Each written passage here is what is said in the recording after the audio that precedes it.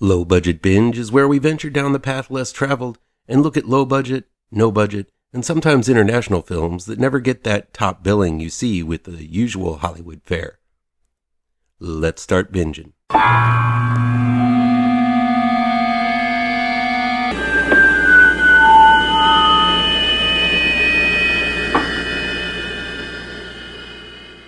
Welcome back to ML Miller Frights. I'm ML Miller. Before we begin, please do me a favor and punch that like button down below. Share this video with all of your social media addicted pals. Click subscribe to this channel and ring that bell for notifications. Werewolves Unearthed is a documentary streaming on Tubi from Small Town Monsters. It's directed by Hiney. Director Hiney and a small film crew made up of Chad Christie and Justin Domhoff head to Northwest Ohio / Northeast Pennsylvania area to investigate sightings of a werewolf-like creature known as the Dogman. If you're not familiar with Dogman, he seems to be Bigfoot's crankier and more canine cousin, often said to be much more aggressive and threatening than Sasquatch, which is known to stomp around the same area. While some might think the two might be mistaken for one another, eyewitnesses attest that they've seen the creature with a snout and bent dog's legs distinguishing the two monsters.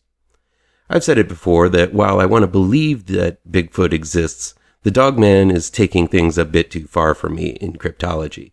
There's actually an evolutionary connection between man and ape, but as far as I know, there's none such ties with canines. Most of the time, I imagine these sightings are simply big dogs or wolves mistaken for monsters, with the imagination making them seem like they're bigger than they actually are. Still, I enjoyed this little documentary. It's not as expansive as the typical Small Town Monsters documentaries, but it does offer up some interesting eyewitness interviews with people who seem like they believe what they've seen to be the Dogman, specifically one tale of a cult of werewolves who passed through the area at one point. There's also a nighttime exploration of the area that doesn't really offer up any evidence. There are very few werewolves unearthed in Werewolves Unearthed. Actually, none of them were.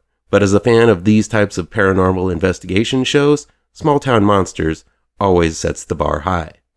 Dear David is new in select theaters, on digital, and on demand from Lionsgate. It's directed by John McPhail. It's written by Adam Ellis, Evan Turner, and Mike Van Waes. Loosely based on what might be a true story, Adam Ellis, played by Augustus Prew, is a cartoonist from BuzzFeed, looking for inspiration for his next strip and dealing with the daily inundation of online trolls. When Adam gives in and decides to post a negative comment back to the trolls, the ghost of a boy calling himself Dear David begins appearing at night and threatening to kill him. I stumbled upon the story that inspired the movie Dear David a while back, and I was blown away by it. Ghost stories don't often scare me, but this one not only was told in a compelling way through a series of Twitter posts, but it also had astounding pictures and film to prove it. Now, yes, one can fake just about anything these days, and I try not to be completely naive, but man, this was a story that chilled me to the bone.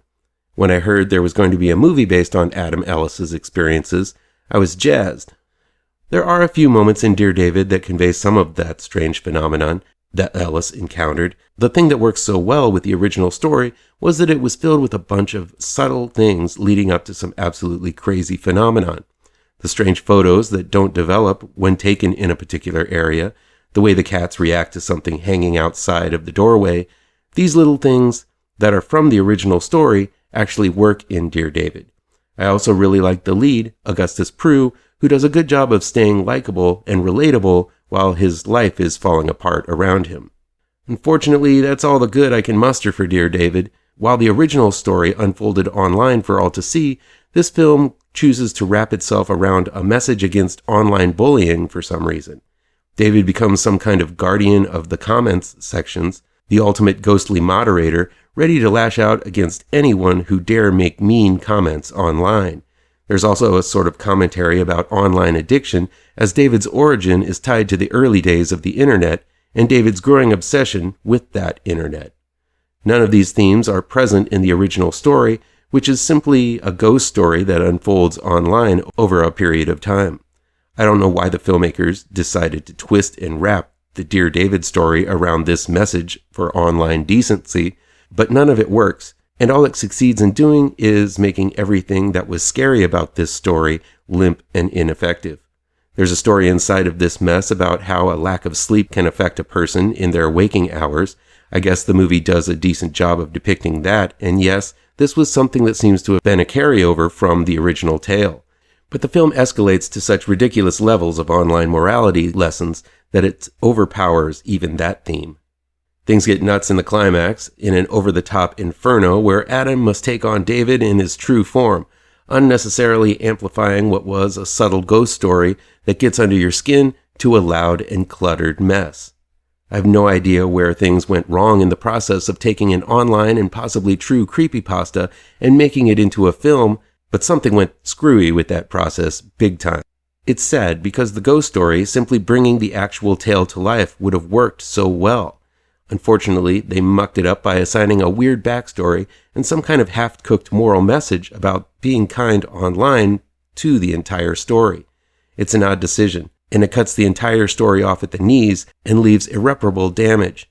Ignore this off-kilter movie and simply look up the original Dear David story.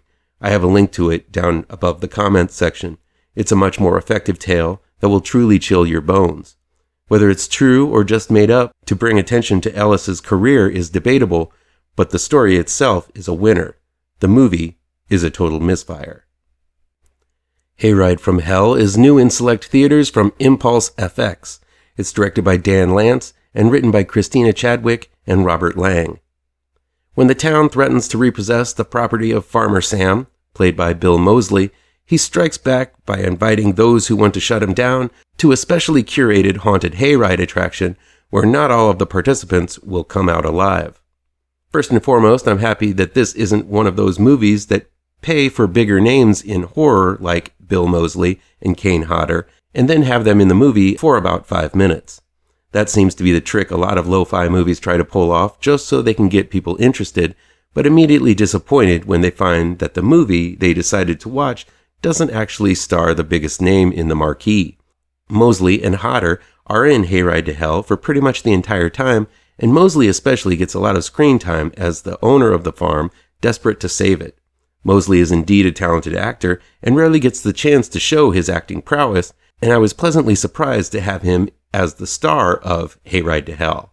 Hodder plays a smaller role, but still is in about 75% of the movie, which is great because he's another horror presence that adds a lot of gravitas to the story.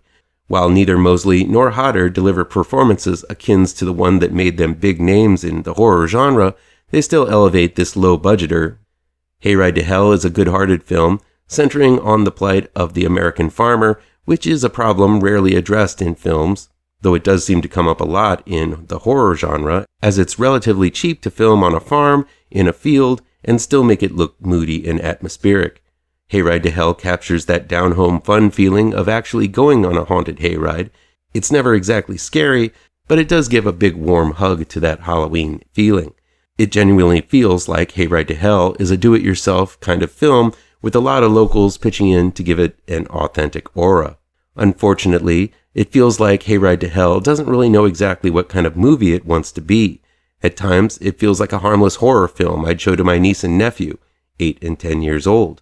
But then again, there's a lot of foul language, and the stakes are relatively high as real lives are taken as the hayride continues through the rows of corn and bales of hay.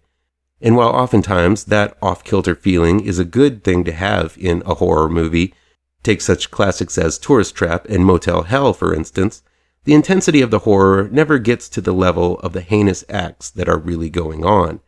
Hayride to Hell is a wonky little horror movie, though. It's got some random instances of horror genius. There's a kill by a giant drill bit that really looks cool with the way it was filmed. There's an awesome flamethrower scene. The final credits sequence is made of people's names and who they played carved into pumpkins that are then destroyed by some form of deadly weapon that really is inspired. And there's a strange character named Cousin Needles who deserves a horror movie all her own. But the tone of Hayride is so off-kilter by the end that I just didn't know how to take it. Is it a wonky comedy or a blood-soaked revenge tale? Ultimately, that question worked really hard against me, totally digging Hayride to Hell. Kill Her Goats is available on Blu-ray, DVD, and on demand from Raven Banner. It's directed and written by Steve Wolsh. When Audra, Ariel Racine, is gifted a country house for graduation, she's excited to move in and brings her two besties along to help with the move. The house, called the Tup House, has a long history of violence, as it used to be the home of a family of serial killers. Unbeknownst to Audra and the gals, a mysterious monster of a man who wears a goat mask, aptly named Goatface, is lurking in the woods and eager to kill. Some horror has deep meaning and themes that resonate with modern issues. And then there are films like Kill Her Goats, that is just your basic slasher film. It doesn't bother with why the Tup family kills people, or why Goatface wears a goat mask, or even why his chainsaw has sparklers blazing from all ends of it. That's too heady for this horror movie. Kill Her Goats is about showing off beautiful women and then having a guy with a chainsaw and a goat mask kill them one by one. That's pretty much all that goes on in Kill Her Goats, and I'm okay with that. Sometimes surface-level horror is simply fun to watch. Director-writer Steve Wolsh isn't reinventing anything with this one, and while there isn't much story to speak of, the film really looks slick. Basically, this is a stalk and slash film. It's all chase. But there is a nice claustrophobic feel to it, at least in the first half of the film, where the three damsels are in the house. The last half gets a little messy story-wise, as one group is killed off, so another couple of people show up in the last minute to make the film reach the hour and 15 mark. The gals are gorgeous, and by far, what the filmmakers are most concerned with here. I can't compliment them on their acting skills, but they do look good in their various states of undress the film requires them to be in, other than sit around in their undies and watching TV or occasionally taking a shower. By the way, everyone takes a shower and has to change their tops at least once in this movie. They really don't have much to do other than scream and die, which they do capably. It's great to see Hodder as Ghostface, but I can't say I was blown away by his performance. I understand Hodder's getting up there in age, so this performance isn't as physical as it could have been. Still, the goat face mask is creepy, and he's able to swing that chainsaw with ease. But that's the length of the effort he seems to give here.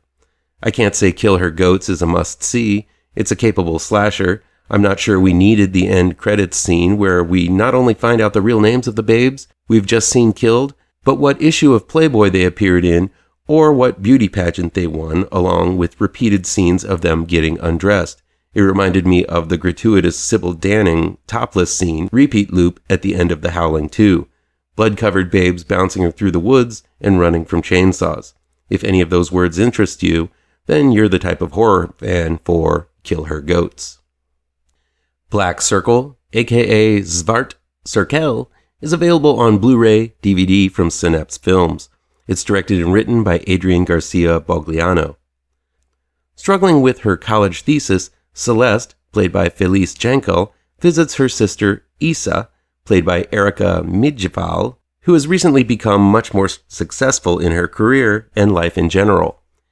Isa claims her turnaround is due to an out-of-print self-help vinyl record which she listens to subconsciously while sleeping and encourages Celeste to listen to it. But when Celeste is awakened mid-session, she realizes some very bizarre things are going on while the record plays. This drives Celeste and Isa into a transcendental world of doppelgangers, exorcisms, psychic powers, and more unusual phenomena. Black Circle is not your typical horror film. Right off the bat, having a Swedish film made by a Mexican director is quite odd, but Black Circle borrows elements from all over the horror spectrum, including exorcism rituals, black magic, doppelgangers, pod people, telepathy, and more. This grab bag of unusual elements might be off-putting for those wanting to put their horror into specific boxes, but director Adrian Garcia Bogliano, responsible for such awesome films as Cold Sweat, Here Comes the Devil, and Late Phases, Night of the Wolf, delivers a surreal little retro-style horror film with Black Circle. This is definitely a strange one, oddly put together with different film stocks, dream sequences, and all kinds of psychedelic effects. Bogliano has never been a conventional filmmaker, but this is him at his most art house to date. While it's not conventional, Bogliano never loses focus on the main dilemma about these two sisters whose lives have been upended by playing this mystical record. Felice Jankel and Erica McPhail are likable in their respective roles, both roles being rather physically exhausting as they go through the very complex form of exorcism during the climax. Adding to the feelings of phantasmagoria is Iwa Bowman as Tora, one of the makers of the Black Circle record, who now fights to destroy them all and reverse the damaging magics that they dabbled in. I also want to note that the teen psychic lovers who aid in the ritual, played by Hannah Asp and Johan Palm, add another layer of quirkiness to this already offbeat film. While Jankel and McPhail ground the film, Bowman, Asp, and Palm loosen the constraints of normalcy with their oddball characters. The climax is complex, involving a reverse exorcism, which instead of expelling a demon from a possessed person, it compels a doppelganger to integrate itself back into the original body in order to make them whole again. If there's a criticism to be had, this one has an overlong climax. The process is overly complex and often redundant since the ritual is performed twice on each sister. While the results of the rituals are different in both cases, the fact that the story chooses to repeat this process so close together and not edit one of them down makes it rather tedious to endure the overlong process a second time. Black Circle is not going to be for everyone. It incorporates experimental and art house nuances with giallo tones and then expands into the area of psychic phenomena. This isn't a movie you can just casually watch. I was enwrapped mostly in the outstanding visuals Bogliano incorporated during the scenes that delved into the metaphysical. It's a film that is best experienced rather than simply watched. If you're looking for something that's a little bit more of a transcendental hodgepodge of some of the best elements of 70s horror, such as Invasion of the Body Snatchers, Altered States, Suspiria, and The Fury, then you should take a deep dive into Black Circle. Aberrance is new on-demand and digital download from Three Flames Pictures. It's directed by Batar Batsuk and written by Batar Batsuk, Trevor Doyle, Bayam Basurin Ganbat, Alexa Khan, and Ardeen Orosul. When a couple, Salange and Erkim, played by Salange Chadrabal and Erkambayar Ganbat, move into a small home in the Mongolian countryside, they raise the interest of their nosy neighbor, played by Yalalt Namsrai. Believing some type of domestic abuse is going on, the neighbor attempts to save the young woman from her husband, but everything is not what it seems. Aberrance is a stylistic powerhouse of a film from Batar Batsuk. This is a film that looks like no other, adopting all sorts of camera trickery in order to tell its story. Strange camera angles, cameras attached to the actor a la Aronofsky's Pi and Requiem for a Dream, red filters, and all sorts of vivid camera movement are used to make what might be a typical story about a suspicious couple and their nosy neighbor into something absolutely unique. From a filmmaker's point of view, Aberrance is something I haven't experienced before, and I loved every exciting minute of it. There is a mystery going on, and it turns out it's quite complicated. Not everything is what it seems, and there are elements of the story that certain players don't know anything about. There's also a conspiracy afoot, and all kinds of deceptions, betrayals, and lies going on. So Aberrance gets a little overly complex to the point of losing those who might not be paying close attention all the way through. Aberrance takes a few too many twists and turns in the final acts for my tastes. But the performances make up for it, specifically the stunning Salange Chadrabal as the woman in peril, who has an enchanting and mystifying presence throughout the entire movie. Yalat Namsrai delivers a wonderful physically demanding turn as the neighbor, whose actions are sometimes comic and sometimes laced with high drama. And Erkambayar Ganbat is commanding as the husband, keeping things ambiguous and forcing you to doubt whether he can be trusted or not. Aberrance is filled with nightmarish imagery, strange occurrences, and utter mystery. It's a film that never lets you get settled in too long with what you think you believe, delivering a tension-laced whirlwind of a thriller where no one is safe. But out of all of it, the unusual and creative way Batar Batsuk uses his camera is the true highlight of this small but potent film from Mongolia.